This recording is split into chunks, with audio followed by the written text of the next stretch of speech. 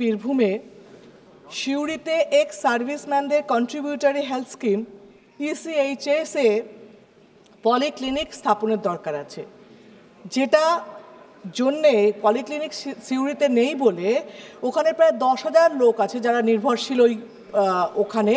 তারা শুধুমাত্র পলিক্লিনিক নেই বলে 100 কিলোমিটার দূর পানাগড় যেতে হয়। ইস্টার্ন কমান্ডের সদর দপ্তরের অধীনস্থ রিজিওনাল সেন্টার ECHS 2011 সালে এটা পারমিশন দিয়েছিল যাতে সিউড়িতে পলিক্লিনিক স্থাপন হোক। পশ্চিমবঙ্গ সরকার, মমতা ব্যানার্জির সরকার 2015 সালে তার জন্য যে জমি দরকার ছিল সেই জমিটা ওদেরকে দিয়ে দিয়েছিল।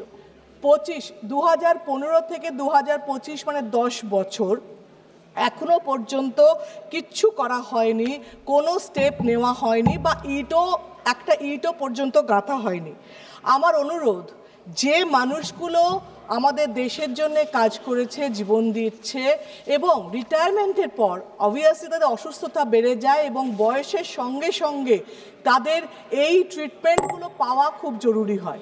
দেশের জন্য যখন তারা করে তাদেরকে একটু বেশি অ্যাটেনশন দেওয়া উচিত এবং 10 বছর যে মানুষগুলো সাফার করলো সেই মানুষগুলোর সুবিধে দেওয়ার জন্যে সিউড়িতে ইমিডিয়েট পলিক্লিনিক খোলা হোক, যাতে আমার বীরভূম কনস্টিটিউয়েন্সির মানুষরা এই সুবিধে থেকে বিরতি না থাকে, বঞ্চিত না হয়। এবং আমার এই বীরভূমের মানুষদের সুবিধের জন্য এই আবেদন আমার সরকার যখন করেছে, মমতা ব্যানার্জির সরকার যখন সাপোর্ট দিয়েছে, তখন সেন্ট্রালকে রিকোয়েস্ট যে সেই সাপোর্টটা নিয়ে কাজটা করুক। ধন্যবাদ।